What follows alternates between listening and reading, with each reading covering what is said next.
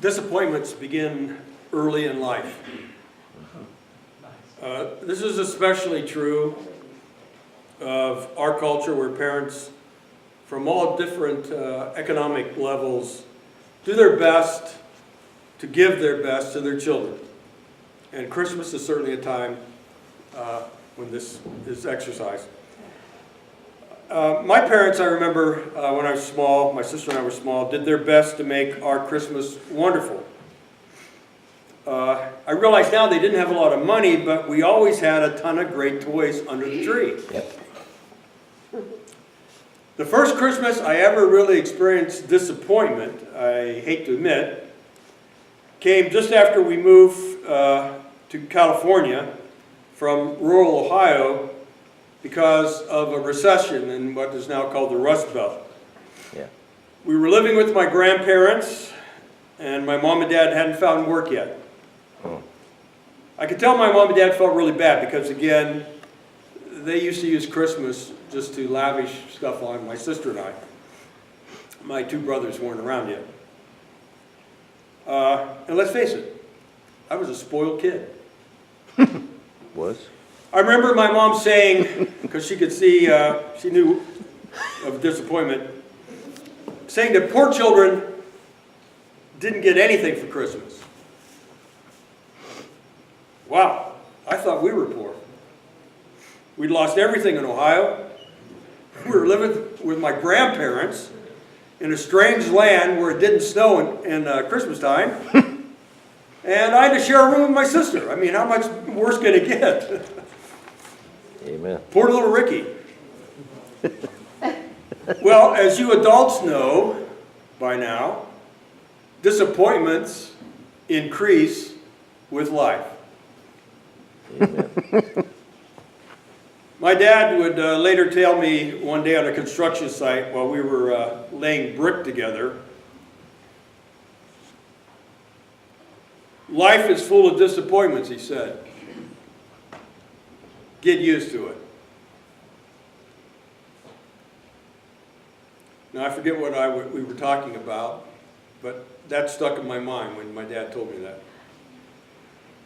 Now, disappointments range from mild to devastating, don't they? Yeah. I mean, not getting your favorite table at a restaurant should be considered a mild disappointment, right? Oh, well. But by the way, have you ever seen anybody get really upset when something like that, they didn't get their favorite table or restaurant? Hearing that the chemotherapy is no longer working, or the marriage is over, or the company you work for years is closing down just when you're thinking about retirement, or your child is terminally ill. Those are disappointments that devastate people, and they happen all the time. We get disappointed based upon our expectations. Listen, if you don't expect to get your favorite table whenever you go into the restaurant, you're not going to be disappointed when you don't get it. And if you expect to be disappointed in life, it's less dramatic. Now, some would say, that's a pessimistic way of looking at life, though. I would agree, it is kind of pessimistic. Like my dad's statement. Get used to it. The Buddhists deal with disappointment under the concept of sarvam dukkam sarvam anicca, which basically means all is suffering, all is temporary in life. Nothing lasts forever, and life is full of suffering. In other words, expect hardships to come, the Buddhists say. They are inevitable. There's a Buddhist prayer, daily prayer that says that. Let go of the desire for material things. The Buddhist solution to that, in other words, is non-attachment. In other words, not desiring material things or things that are just temporary. Renounce them. So the Buddhist solution begins essentially with expect to be disappointed if you're attached to temporary materialistic things. And living in a materialistic culture, That could be very good advice. By the way, I wonder if my dad knew he was a Buddhist. Now, I want to make this clear. For Buddhism, this is not pessimism, because non-attachment ultimately leads to real inner peace, the Buddhists would say. But how do we followers of Jesus of Nazareth deal with disappointment, which are bound to come, inevitable? Well, in the first place, notice that Jesus dealt with disappointments himself. The Gospels make it clear, for example, that his own disciples disappointed him. The guys that he was traveling with every day. And by the way, there were some women that traveled with Jesus. For example, in John 13, an argument breaks out amongst his disciples. Remember that scene? Mm-hmm. Where Jesus then gets down and starts washing their feet in an act of service. In Matthew 20, two of his disciples, James and John, are maneuvering with their mother's help so that they can be placed in a position of power. Maneuvering against the other disciples, that is. Mm-hmm. And that really disappointed Jesus. He comments on it. Not to mention Peter's denial and Judas's betrayal of Jesus. And in John, again, there's a time where Jesus was saying stuff the crowds didn't like, and they went away. They didn't like what he was saying. Now, I'd like to just take a little bit of time and focus on this young guy in Mark 10 that runs up to Jesus and asks, "Good teacher, what must I do to inherit eternal life?" And Jesus, remember, is asking, "Well, do you know the commandments?" He goes, "Know them? I've been keeping those commandments since I was a young guy." Here's a real righteous dude Jesus is dealing with here. But Jesus apparently was not impressed with that. In fact, it's going to be apparent that Jesus is going to be disappointed again. So he actually says, "Well, you still lack something." And then he tells the young man, rich man, "Sell all your possessions, give them to the poor. Come follow me, and you will have riches in heaven."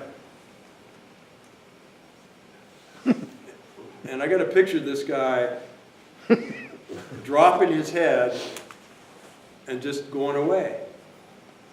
But how disappointing was that for Jesus, too? And how disappointing was that for the rich young ruler? He expected Jesus to affirm him. Yeah. The text says, nonetheless, that Jesus, looking at him, loved him. But the rich man's possessions prevented him from following Jesus on Jesus' terms. So he went away, and the text says, sadly, disappointment. And disappointment on the part of Jesus too. Now it's clear that attachment to possessions was the problem here. Not the possessions in themselves. Why? Well, because Jesus, recall in Luke 19, allows Zacchaeus to keep his wealth and possessions. Because Zacchaeus on his own said, upon recognizing who Jesus was, "I'm going to give half my possessions to the poor." Jesus didn't require him to do it. There wasn't an amount. This man was so moved by coming to know the true Jesus that he was moved to do that. So it wasn't the possessions. And Jesus didn't say give it all away, because his possessions were not the problem.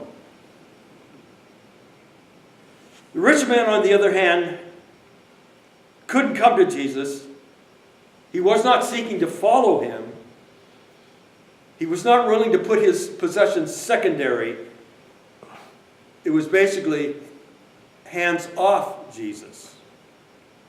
He came to Jesus expecting an affirmation about his self-righteousness.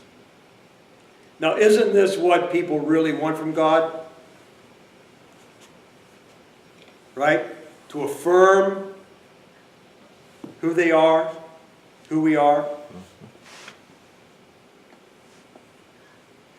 And I would ask also, isn't it true that many people's perceptions of God is, when it comes right down to it, hands off?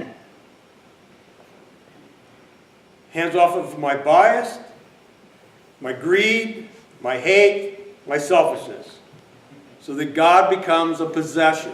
And that we turn to Him for blessings and protection, and affirming who we are and what we have. And we especially unwrap this God at Christmas time. This God better not challenge my attitudes or ask me to help the needy. This God I control. And I bring this God into my life when I want to. He is not Lord of my life. I am in charge of this God. Jesus becomes our fortuna, our protection, our fortune, not the Lord of our lives. And let me tell you something.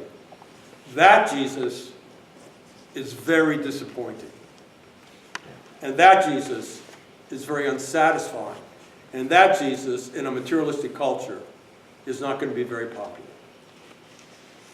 He is essentially replaced by materialistic desire and our cultural fashions. We'd rather be addicted to political ideologies than to have a Jesus like this, who would ask us to set aside our differences and come together in relationship. After all, Jesus is just there to bless me, to make me feel good about myself. No matter how I treat others, I unwrap Him, and there He is when I need Him. Now, it's no wonder you hear TV preachers talk about this Jesus like, if life disappoints you, don't worry about it. It's God's way of giving you something better. Just like Jesus disappointed the rich man, He'll disappoint us if we simply make Him in our image and unwrap Him whenever we want something. And we leave our own life, or some aspects of our life that need to be challenged, unaccessible to Him. Again, this doesn't mean the possessions are bad, or that God does not bless us materially. But how do we respond to God's goodness? Do we tuck Him away? When life disappoints us, and it will, what's left to sustain us if our Jesus is simply a figure that we bring out at our disposal when we need Him? There's not much that's very attractive to a God that's simply a benefactor and not the Lord of our lives. Now, if this is someone's concept of God, expect to be disappointed in God, not just life. Many have stopped believing in a God like that because they expected this God to show up and make everything work for them every time. That's not the Jesus of the Bible. Let me close with this account. One of the young women who attended here, Tina Katz, had a little sister named Renee. When Renee was 9 years old, they discovered she had brain cancer. She went down to the hospital, Kaiser Hospital down on Sunset, had brain surgery. Appeared to be successful, but a year later, cancer came back. Again, she was taken down to Kaiser. They did another brain surgery. I was there again, visiting her. A year later, she was near death.